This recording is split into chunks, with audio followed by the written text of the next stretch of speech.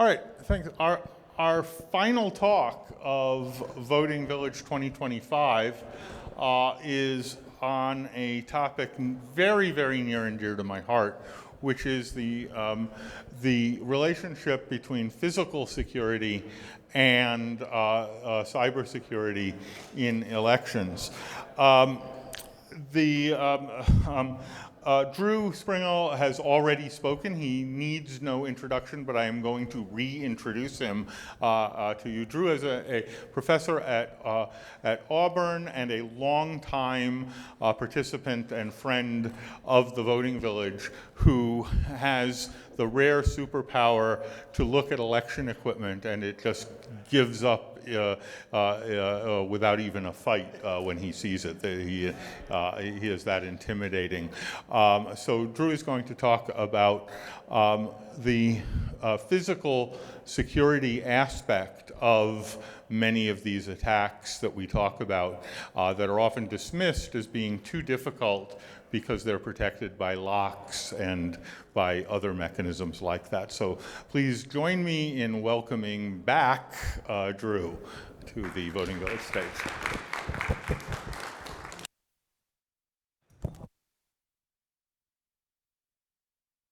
All right, is that better? Okay, so a couple of things just to preference this whole talk. I'm obviously going to be standing up here talking to y'all.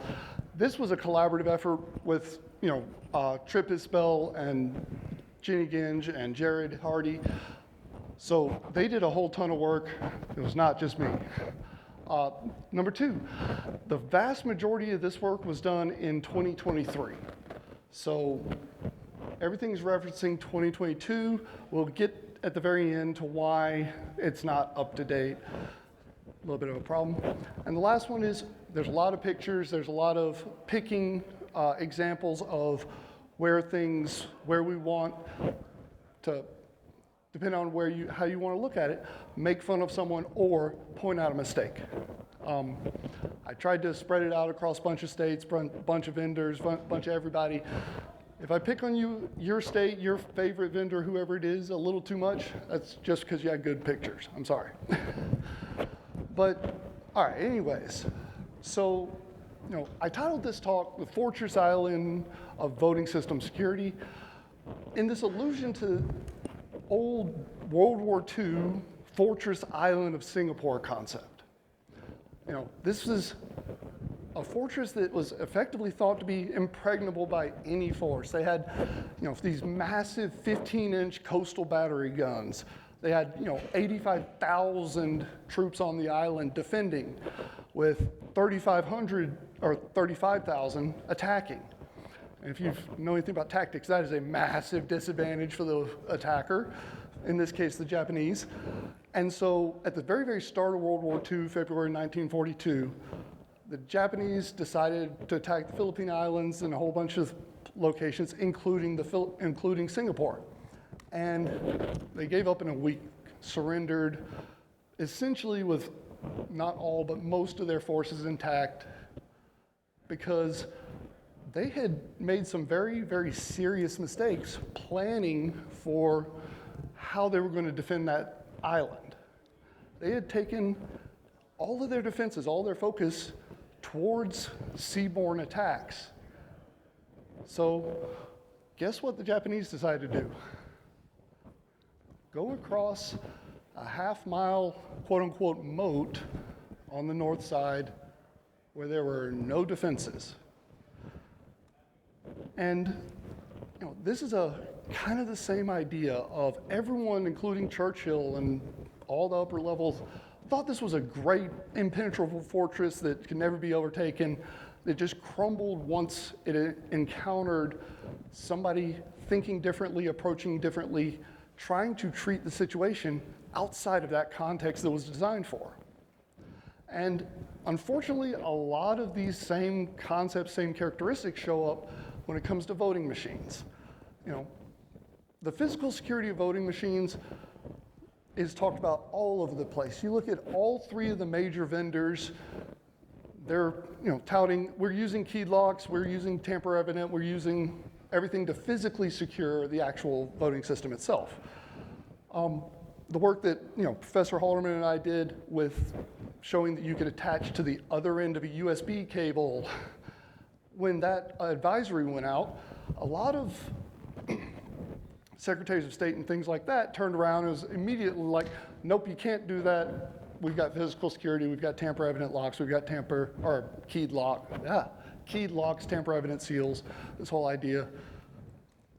And even EAC themselves comes out and says actually, common best practices include using tamper-evident seals and locks and everything. And this idea of, that's our fallback. Well, yeah, if someone can get to a USB port, you can do maliciousness, but no one can get to the USB port. And so we decided to kind of go take a look at that. Look more closely at, all right, well, you say the defenses are that good, let's see how good the defenses are. And before we actually get into looking at specific examples, it's important to break it down when we're talking about physical security into these three different types. You've got protective security, something that is trying to prevent an action, an attack, or an attack. This is functionally a lock. You can't bypass it to get to that USB port, that button, that pile of gold. You've got detective security. It's not trying to prevent someone, it's just trying to raise the cost of it. It's trying to alert the election official if someone did bypass it. These are tamper-evident seals, tamper-evident tape, things of that nature. And then there's procedural security. This is don't loan the voting machines to pick your least favorite group. This is, store them in your county elections office, not in Bubba's trailer down at his house. So we're going to talk about the first two of these, and for our purposes, just ignore procedural because, like everything, there's a million caveats. Everyone does it differently. There's different rules everywhere. It's an important part, but too complex to try and get into.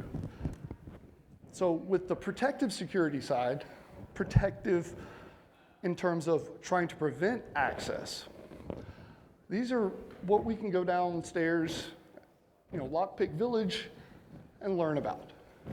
It's, pin and tumbler locks, it's wafer locks, dimple locks, all these different types. And we all know inherently in this room, in this conference, lock picking is a thing. But if you've ever tried it, if you've ever spent any time, really getting into it, it's a skill. It takes a whole lot of practice, whole lot of natural practice or natural talent. It takes a whole lot of, work and resources invested into it to get really, really good at it. Everyone, lockpicking lawyer, he is a wizard when it comes to that stuff. He's invested so much time into it that's why he's so good at it. So that is something that is always a risk to protective security. As long as there's someone who's willing to invest the time, the energy, the effort into figuring out how to bypass it and getting good at it. Yeah, but there's only a handful of lockpicking lawyers in the world. There's only a handful of wizards. We wanted to know more about what happens if you have someone that maybe is not super talented, maybe is not super skilled. More of these average attacker scenarios. Someone that can walk, functionally walk up to a lock with a key and have pretty high confidence that they can open that lock. Did some work ahead of time, invested their time in what would be called reconnaissance as opposed to the actual lock-picking skill. And so we went on this incredibly wide, incredibly long-term search for keys, specifically pictures of keys, depictions of keys, descriptions of keys, anywhere in the US related to a voting system. And we went through thousands and thousands of PDFs, training manuals, documentation, thousands of YouTube videos, thousands and thousands of AP images, Getty images, going through looking for, let's see how many times we can find pictures of keys, just as a baseline. And now, some locations made it pretty easy for us in terms of they're trying to instruct, trying to inform, trying to educate their poll workers. Hey, this is the key that opens that. This is the key that opens this. You know, but this was not a let me try this. If I take that off, will it stop? But this was, this is not an uncommon thing. In 2023, COVID had just happened. A lot of places had gone online, tried to post had posted their training resources. So we ended up finding a whole lot of just slide decks that had pictures of their keys for their voting systems in it.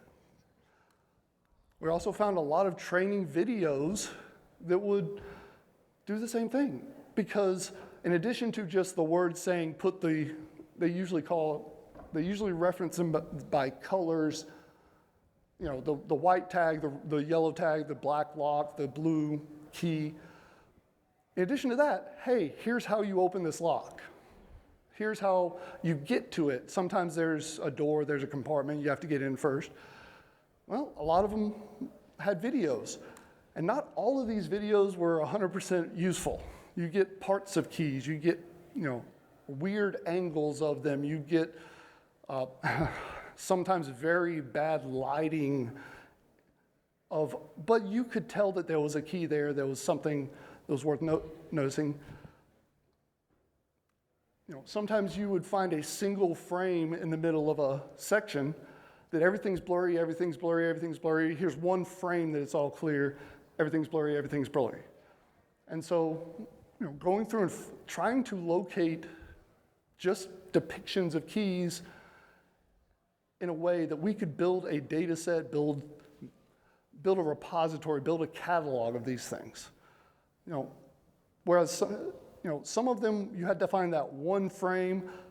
Some of them they would literally take the key and hold it out in front of you and tell you what it is, which is very useful when you're going through thousands of hours of these things. So, found a whole bunch of depictions that way, but we also started to expand our search. Okay, what else outside of poll worker training materials can we find? Well, sometimes we would find the entire system set laid out very clearly for a picture, like what they used to do for EAC certification. In the documents that they post online, a lot of the Vistals took pictures of all the keys that they were given and posted them, or sent them to EAC, which got posted. So, we kind of call these second party, Vistals and EAC and things like that. We'll reference that a couple of times in the future. First party being the actual vendors themselves or the states themselves, buying and selling the actual voting systems. But as we started expanding the search, we started thinking of new places to look, new locations, and even some of the vendors had their own keys posted up on their website for sale. Obviously, we didn't try and buy them from the vendor. It's a great way to get on, whatever list here or there. But this idea of, it gives you a lot of information about that key itself. And so once we had collected this massive repository, massive catalog of just images from anywhere from 4K quality images down to a JPEG that's been run through meme gen 15 times, horrible quality. But we want to start looking closer at the individual keys. So we started looking at how do we recover the actual data from it. When it comes to recovering via key code, a lot of keys just have the quote unquote key code stamped on it. That's how you identify that key. You can go to a locksmith and say, I need a J236, and they go, okay, give me 5 minutes. This was very, very useful. We didn't have to really do a whole lot of work most of the time. But the other one is you can recover via the key cuts themselves, the shape of the actual key. And, I reference this to, back in the Boy Scouts, we used to learn how to measure the height of a tree by having someone stand next to it and measure referencing points. Well, these keyways themselves are known reference points. They're a specific size for that keyway to be able to fit in the lock. Well, if you know one size and it's in the right plane or right angle, right thing, a bunch of things, well, now you can reference other pieces of data. You can measure other things in that plane, such as the key cuts. And so we started going through our repository and doing this for lots and lots and lots and lots and lots of them, trying to figure out how many we could recover, what they were, things like that. Yeah.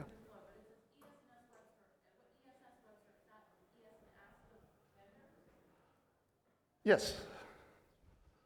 Yeah. So this was just one key. There were other keys that had been on the web store in the past.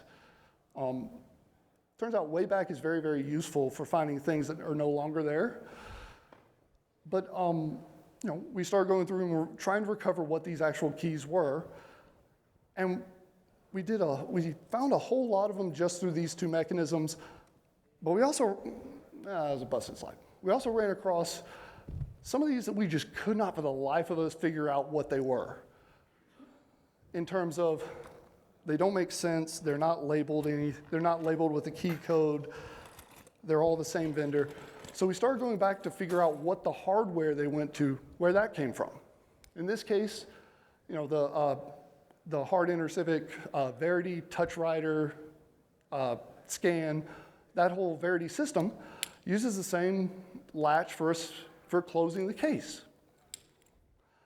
Well, turns out that's just a regular old Southco, I want to say it's like $3 latch. And so we went and bought one that came with the keys themselves. So, come to find out that was a key code called S010. It's basically only made by Southco. You can only buy it through Southco. But that means it's a standard of some kind, it's a commonality. And so we went through and started building this whole list of key codes.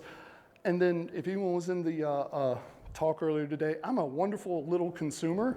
So I went out and started buying all of these key codes that I could find. Just, we have a picture of this key. Let me go try and figure out how to buy it on eBay, or there's a couple of online locksmiths that are very, very useful at that. And so anything that you see in the pictures from here point out that's a green background, that's our keys that we bought, that we have, that we're going to use for comparisons. Because being able to recover the key code off of the cuts or off of the code printed on it is very, very useful. But it leaves out this huge swath of okay, it's just low enough resolution, the picture's just bad enough that we can't go in and measure it. So we came up with this idea of going back through and trying to match keys. The one on the left, take it, rotate it, look at it, and you've got a kind of blurry image, but you can see a definite contour to how those cuts are laid out. You can see an orientation. Well, if you have that physical key in your hand, you can sit there and look at it and see if it matches. I couldn't find a good way to visualize it, but a really good use for this was keys that are at weird angles, especially away from the camera. You can take that key, put it at that same angle, and see if it matches. And so we started trying to match them that way by the key cuts. But this also applied to the key codes, because sometimes you would see a couple of characters or an outline of a character that you could then, if you had a set that you thought it was, you could try and match it. Sometimes you can recover the key code, or match the key code in this case, not from the key, but from the lock itself. They will print the key code for it right on the side of the lock in cases of, I honestly don't know why they do that, but they do. So we were building this whole big repository of things that we could recover from, things that we could match from, trying to tie them to the location, trying to tie them to systems, with this idea of building a data set that then we could step back and look at. And so when we got to the end of it, we ended up recovering from, I thought I put it on the slide, I want to say it's like 38 or something states. Now, some states use the same system all over. Some states use the different systems in different counties. Some states, that's not a great way to describe where the keys come from, but it's a useful baseline. Texas is one that uses a mixture of different systems. We recovered a bunch of different keys from Texas for different systems, but it still only counts as one. It still only counts as Texas. Georgia, I think it was, we only recovered a handful of keys, but they use the same system across the whole state. So we ended up coming up with this massive repository of different keys, different mappings between location and systems, and we could sit there and look at them and very, very confidently like, yes, this is that key. This is what is being shown in that image, in that video, in that file itself. And once we had this massive data set, we could step back and look at how these things are actually laid out. Because turns out there was only a handful of actual keys for pretty much all of the voting system vendors. About that many, plus one. Because we were finding the same key codes attached to pick your system in a whole bunch of different places, a whole bunch of different states. We were finding, the same key code matching to multiple systems. When it comes to ES&S, J236 is the blade key that they use for the DS200, the ballot boxes, the rear door, and a couple other places. The 301 tubular key is used on the express vote for all three of their tubular locks, plus the DS200 by default.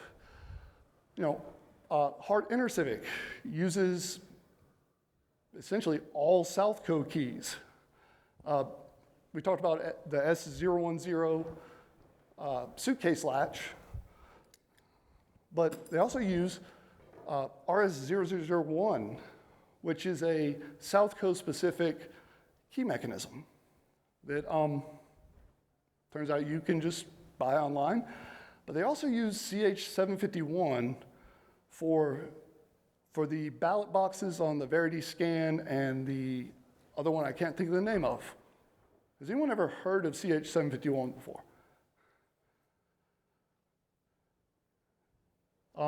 That is if you've ever been around an RV, lived in an RV, gone on a trip, that is the key that almost certainly, yeah. It is one of the canonical keys used for just massive amounts of things. So common that if you walk into the DEF CON vendor area and go to some of the locks, or go to some of the vendors that are selling pre-made pen test kits, almost, not every single one, but huge majorities of them just include that key by itself.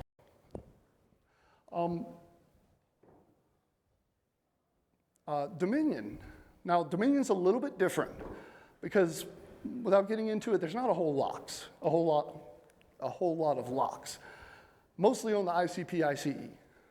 There are, with one exception that we'll get to if we have time, no locks on the ICX itself. So the F229 for the ICP, ICE ballot box, and then there's a 542 dimple key that appears to be used for the VVPAT printer itself.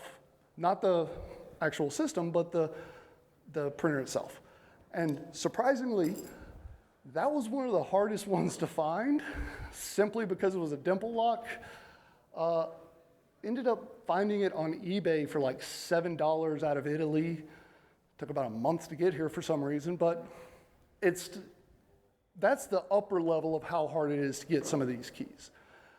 So, this idea of having a protective device prevents someone from being able to access a USB port, being able to, interface, being able to change hit a switch or something, a lot of times doesn't hold up if they're willing to do some Google and go to like the 10th, 15th page of Google results.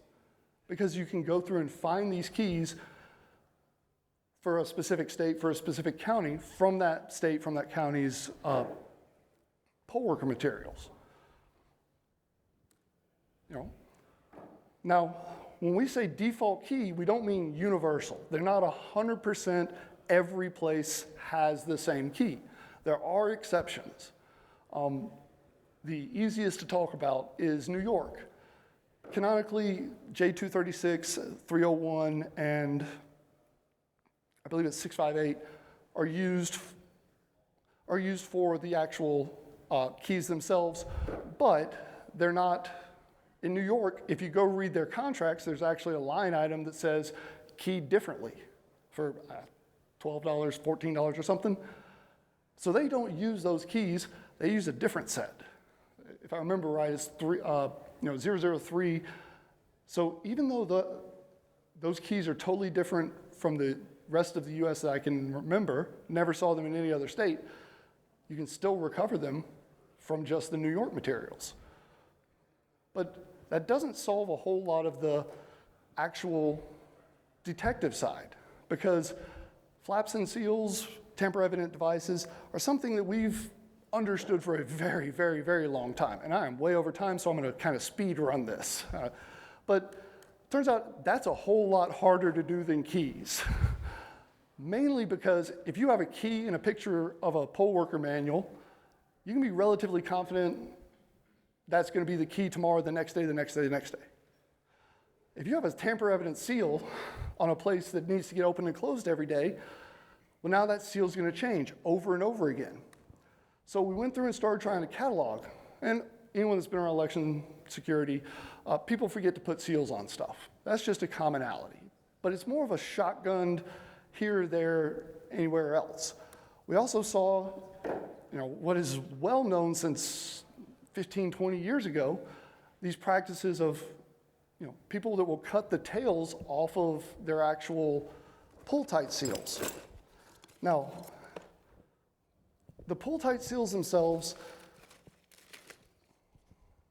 are probably the most common ones that we ever saw, but they're literally the ones that, I just put it in backwards. They're literally the ones that you can go down to the tamper-evident village and it's baby's first defeat. Yeah, there's a couple of different kinds, but they all work the same. The problem that people miss with the cutting the tail off is they cut it off so they don't have this big thing hanging out in the middle of everywhere, right? That makes sense. You don't want people to run into it. Well, if the tail's cut off,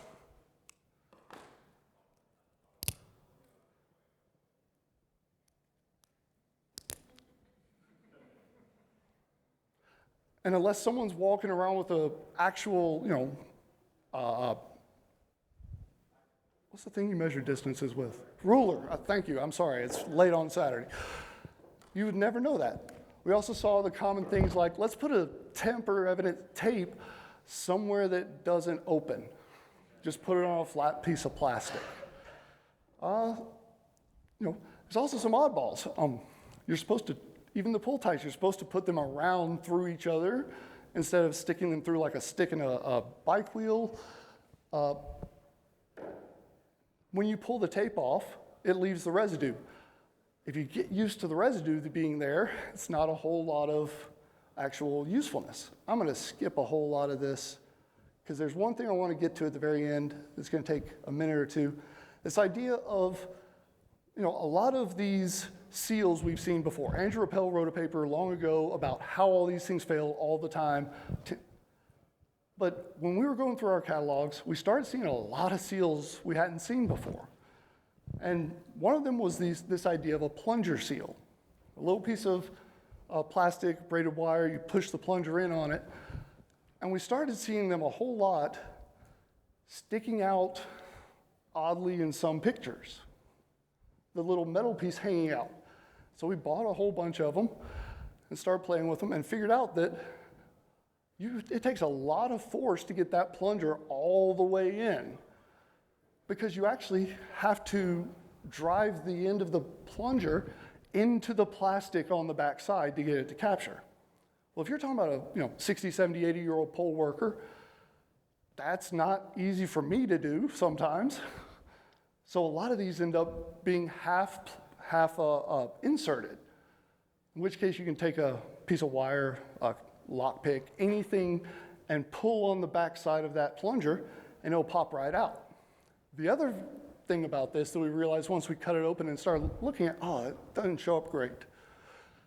So the plunger itself has a little pop-out piece that catches once it's inserted far enough. That's how it prevents it, even if you put a whole lot of pressure on it. If it's pushed in all the way, the flap will pop up, catch the back end, and won't let you pull it out. But it's only on one side of the actual seal. Just about everybody I've handed these to, the very first thing they do is take it, pull the plunger out, and go, okay, cool. And then they have a 50% chance of getting it right and getting it wrong, putting it back in. Which, if you get it right, yes, it will work relatively well as long as you completely push it in. But if you get it wrong, no matter how hard you push it, no matter how far you push it in, it just fails because there's nothing for that plunger to break on. So there's actually a couple of other seals that I wanted to get to that I'm out of time because I talked too long. Tomorrow during DEF CON, I'll have a whole bunch of seals you can come play with. If anyone's local places use the vampire seals, come see me. They have a major problem. But yeah, I will cut it off now before Matt cuts the microphone on me. I'm sorry. All right. So thanks so much, Drew. We are out of time. Thank you all. First of all, thanks. Let's thank Drew. And he'll be around, so we will take questions offline for this, and I know that can go on for forever here, and you will be mobbing him. This is really incredibly systematic and comprehensive work on an aspect of election security that we don't talk about anywhere nearly enough. Thank you, everybody. This ends the talks program for Voting Village 2025, but we will still be open tomorrow for a couple hours, 10 to noon tomorrow in the voting systems lab. Again, the rule is feel free to break anything as long as you do it in an interesting way and tell us about it. And I look forward to seeing everyone tomorrow, and I look forward to seeing people who did interesting things here give talks about it next year. So thanks.